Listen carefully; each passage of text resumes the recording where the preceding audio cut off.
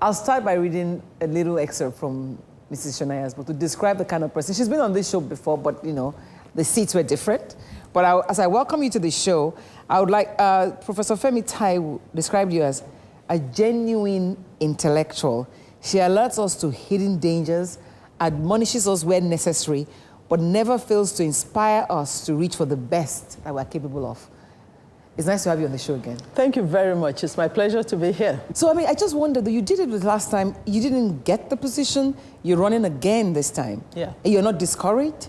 No, I am not. So you don't mind setting a precedence? No, I don't mind contributing to moving us in the direction that we should go. One of my favorite, sayings is actually by Martin Luther King Jr. It says, the arc of the moral universe is long, but it bends towards justice. I always tell myself, I would like to bend along with that arc towards justice for everybody. It's important. Well, I can't but also bring on the question of the cost of doing what you're doing. Yeah. Apart from financial, personal cost too. I mean, you're not getting any younger. Not at all. You have added another 3 years since the last time. That means I'm now 63. It means you're getting close to the 65 and 67. You're getting, that means you're not, and though you didn't have time to walk Nigeria, you did do what you tried to do. Yes. And you're not afraid to do that again? I'm not afraid to do that again, because this is not like a flash in the pan, thing. Hey, let's try this and see what.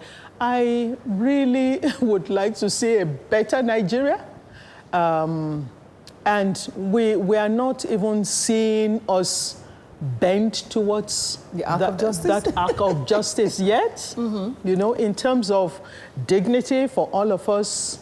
Look at the conditions in which most of our people live and so on. I still have a little energy. So that's why I'm doing this again. What do your children think, though? Oh, they are so happy, so proud. You should have asked, what does my husband think? Yeah, what does your husband? I mean, he was the first person to give you money the last time. He was the first person to write me a check. Again this time? No, not yet. Not this time. not yet, I said. I hope he's listening. Not yet. But without the support of my immediate family, I probably wouldn't be here. But I have really been privileged and, very grateful to have the kind of people around me that I have. My husband, my children, my brothers. and I'm just even talking about family, because they are the ones who really matter most. And not one person, not a cousin, not an aunt, not one has said, why don't you just go and hide your head or something like that? This thing is dangerous. Not one. But I do remember, 3 years ago, when the elections were going on, I know a young woman who voted for you. Exactly. Right? And people were telling her, you are wasting your vote. Because she came back and said, I voted, you are wasting your vote. Because voting for you, because you won't win anyway. Yeah. So when you hear things like that, you're not going to win anyway, why are you trying? I am very, very sad, when I hear that. Because the people that you are supporting with your votes, what have they done for you? What have they done for you? Where have they, brought us? It's a sort of a very funny kind of reasoning. Is it a catch-22 kind of thing? You are aware that your situation is worse probably now than, last time. And you are still telling somebody, your party is small, you are not likely to win and things like that. And yet you are worse off by voting for the big guys, the last time. When will we begin to understand that we need a fundamental change, even in our political, structure? I believe that we need new kinds of political parties. The culture that we have established, it's not working. It should be obvious to everybody. You have a culture where, there's a big pot of money in the middle, and the big man who put down the money throw that money all over the country to buy your votes. And once they've got it, that's it. You know, it's like a contractual thing. You know, you've got what you want. They've given you money up front. You know, so you can't come and be asking them, what about our schools? What about our, you know, hospitals? What about the roads? And so on and so forth. You've been paid up front. Whereas in saner climes, the standard thing is that the people contribute to support a party. The is that what's happening in your parties. party? That is what is happening in our party.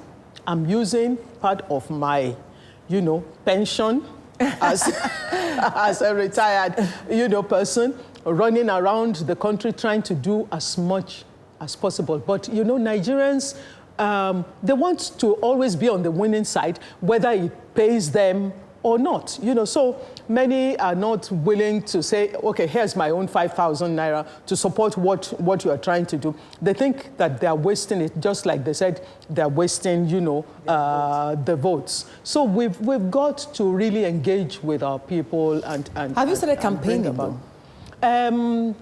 You know, we're not supposed to start campaigning as yet.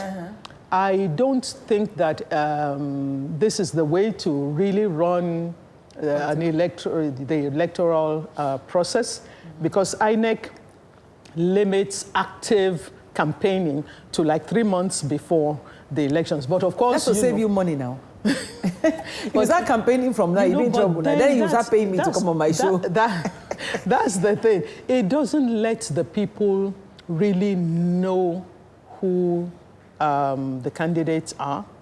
The way we run it, you know, the parties just throw those ones that have the money. They have all these big rallies. You dress up everybody, face cap, so we're voting for parties, typically. So basically, we're just. I mean, you don't really hear the candidates on issues, you know, very, very clearly. Well, our own little contribution is to know the people. At least we know that you are a decent grandma who wants the arc to shift in the area of justice. But is that all you need in leadership? A good heart. You need more than that to be. Oh no, you need competence. Because people will question a professor of linguistics who's retired wants to come and be president of Nigeria. Yeah.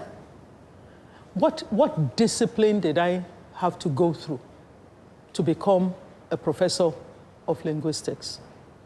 But that is not all that I am. I am also a trained leadership. You know, like I'm a trainer, yeah. You know, so it's not all of my life. It's not just this professor of, you know, languages and linguistics, but it's important, you know, to really know the candidates. And I really do thank you for what you're doing.